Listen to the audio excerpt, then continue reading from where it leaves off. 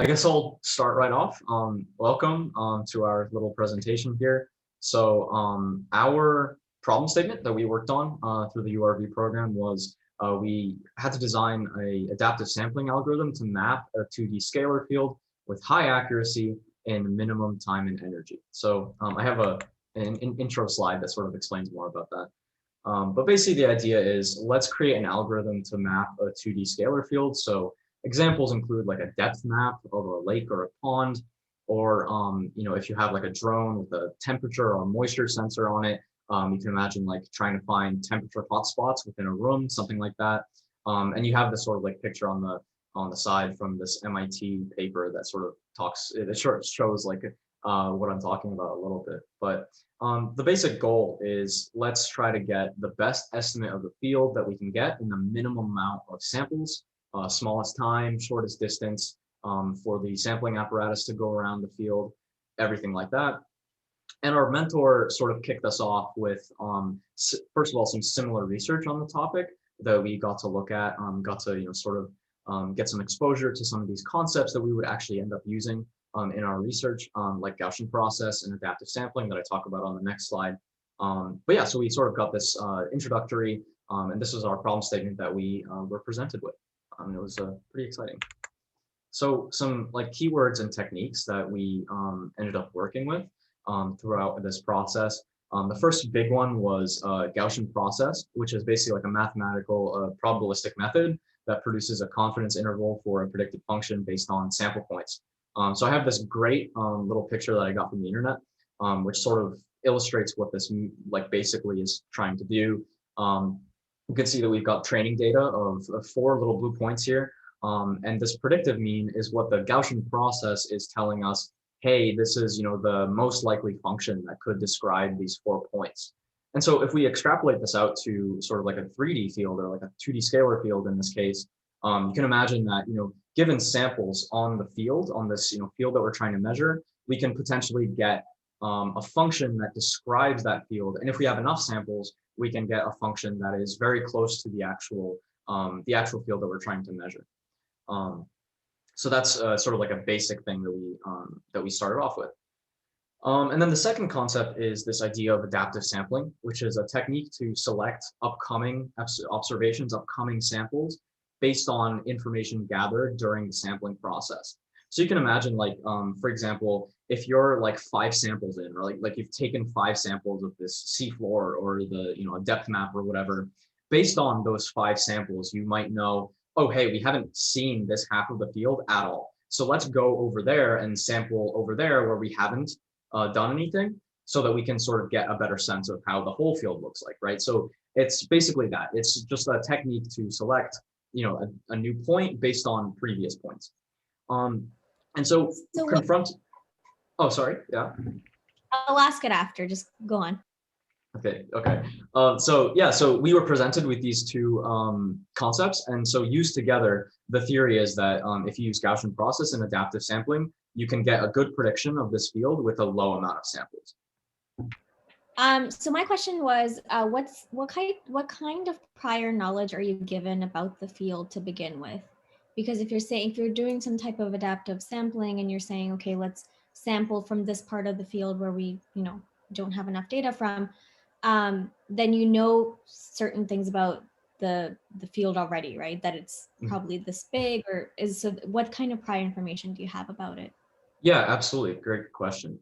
So basically there's no prior information about the actual content of the field of like the values, but we do have throughout this research and throughout like our actual implementations, we arbitrarily sort of box off this field into a 24 by 24 matrix of 576 sampling points. So we know like we construct this like artificial size that we can use to sort of get that, I guess like if that you haven't been over there, wherever that there is, but we don't have any information, we don't have prior information about like the actual values, right? So like if you're doing like a depth map, we don't have any depth information, any prior depth information, but we do have sort of this arbitrary construction of a 24 by 24 field.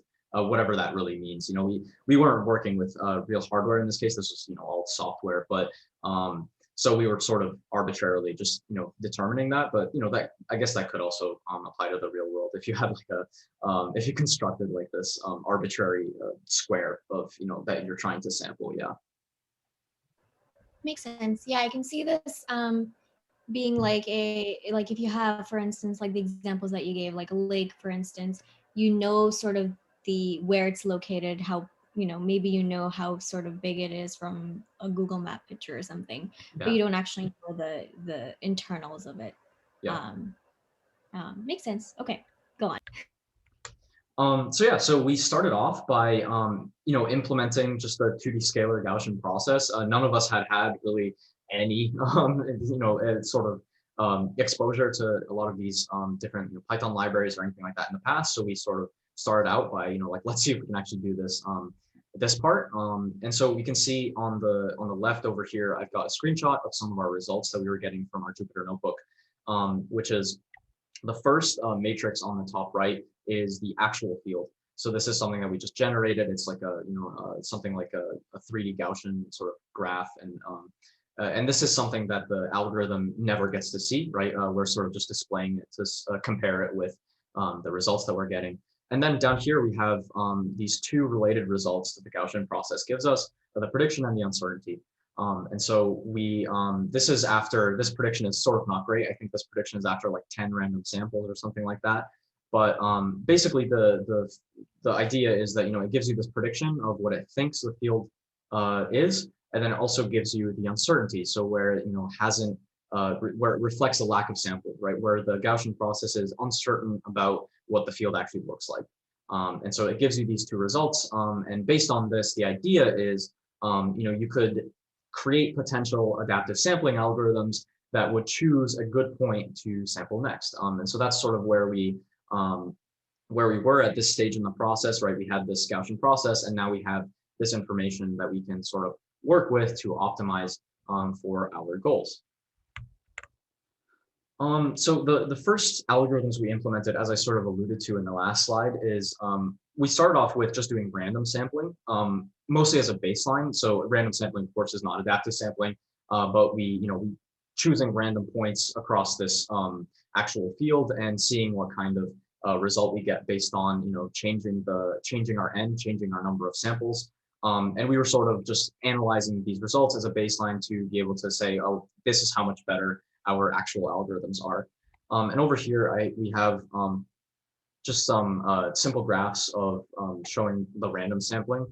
So the first graph here is error reduction, which is the actual sort of difference between the actual field and the prediction. It's a squared error, right? So it's just literally like the difference, it's the actual field minus the prediction. And so you can see that that sort of like goes down somewhat quasi-linearly as n increases. And then the bottom graph is the uncertainty reduction. So this is the return from the Gaussian process itself, and it shows you how uncertain the algorithm is about the actual field as n increases. And that also sort of goes down in this linear fashion. And again, this is for random sampling. So you can imagine that this isn't, random sampling is definitely far from ideal for this particular problem statement, because, you might get two samples that are really close together that don't give you much different information, right? They just have very similar values, so they're not actually contributing much. And so the first algorithm, really simple algorithm that we actually went to from there was a simple variance maximization algorithm, which adaptively samples by checking the Gaussian processes uncertainty at each step of the process. So the way I've been sort of describing this is it's kind of like whack-a-mole. So it sort of, it samples at a point and then it looks at the field and it says, oh, I'm uncertain over here, so let's go sample over there. And this is sort of, I think you can see my cursor, but I've highlighted this on this uncertainty matrix right here. You can see that this red circle represents where the variance is high. And so this might be a point where where this algorithm says, okay, let's go sample that point, since we know we haven't been over there and we don't really know what the field looks like over there. And so this is the code for that. It's really simple. It's basically just taking the maximum, the max point in the variance matrix, and it's getting the index from that, and it's choosing to sample there. So that's like one of the, yeah, so this is the basis of what our first algorithm is, and then the other algorithms are sort of derivative of this one.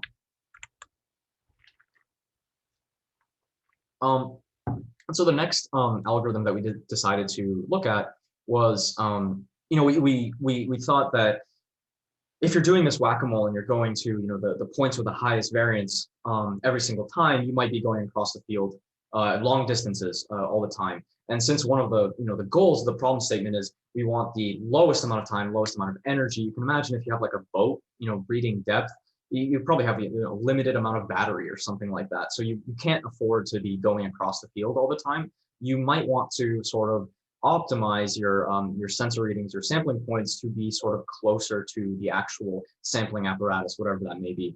And so we went with this approach, which is inverse distance weighted variance. It's very similar to simple variance maximization, but it tries to give priority to points that are close to the current location of the sampling apparatus. So I have this the screenshot over here that sort of kind of illustrates that.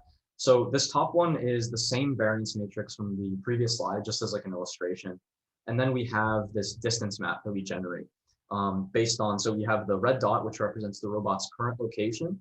And that has the highest values, right? So they're arbitrary, but the highest values are close to the sampling apparatus's current location, and then they sort of trail off as you get further away. And so the idea is that if you scale the variance by this distance map, you can sort of get a highlight where it like pops out the points nearby that have high variance, and it sort of de-emphasizes this part on the left where the sampling apparatus would have to go a bit further to actually go sample that. And so like again, the goal is just to reduce the total distance traveled. And then the final algorithm that we looked at was this algorithm that our mentor actually sent an academic paper about that we thought was very interesting, which is GPU-CV, which stands for Gaussian process upper confidence bound. And it's also similar. It's also adaptive sampling. It selects a point based on previous samples, and it introduces this exploration exploitation trade-off, which basically asks the question: should the robot, should the sampling apparatus explore the field more, or should it stick around and sort of exploit nearby uncertain points, sort of in its own little area? And so this is the code snippet for that. I'll sort of walk through this. So the self.pred is basically the Gaussian process's current prediction of the field. Self.mse is the current uncertainty. And then that gets multiplied by the square root of beta, which is a hyperparameter in this UCB algorithm that can be tuned one way or another. And when beta is larger, the robot will explore the field more. And when beta is smaller, it will exploit the field more, sort of stick around in its own area. And this is something that you can tune, and it's also got that same sort of general idea of it's trying to, sort of get the distance, tune the distance that the actual sampling apparatus goes outside of its current location. So the final thing that we really looked at was evaluating the algorithms in a few different ways. So I guess the first thing that I'll talk about is the graphs over here on the right. Lots of graphs. Basically, these graphs compare the three algorithms, and based on their error as n increases, uncertainty as n increases, and distance traveled as n increases. So n represents the number of samples that we put in, like 10 samples, 20 samples, etc. And you get sort of each of these values for it. So error is, like I mentioned earlier, the actual difference between the predicted field and the actual field. Uncertainty is what the Gaussian process is, uncertain about, whether it's different areas in the field that it doesn't, it returns an uncertainty value. And then distance traveled is the actual measurement as you go from point to point of how much distance the sampling apparatus has to go.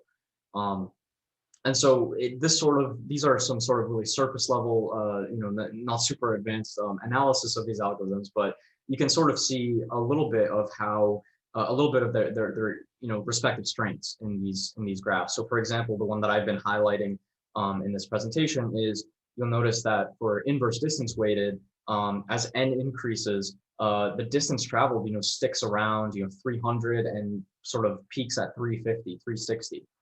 Whereas for distance maximization and UCB, the distance traveled actually peaks at like 420, 430, something like that. So that sort of reflects a little bit about how that distance weighting, predisposes the algorithm to go shorter distances as it goes around samples of the field. And so we really look to evaluate these algorithms on mainly 3 parameters, so accuracy, trajectory length, and computational time. We unfortunately did not get around to measuring the computational time of the respective algorithms, but also something important that we want to look into, given some more time and resources to be able to do that. But yeah, and so the final thing that is actually, I think, probably my favorite part of the presentation is evaluating the algorithms on real lake data.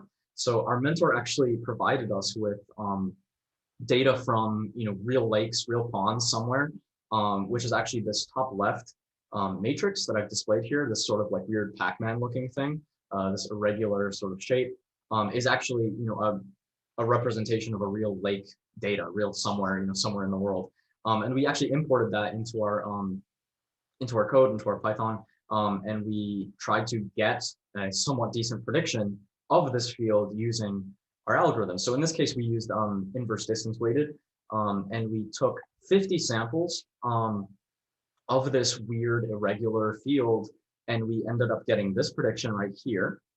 And then that resulted in this error. So you can see that sort of around the edges, it's got, it's not really accurately describing the edges of the field, but overall, this is something that personally, I think this is really actually a pretty good result.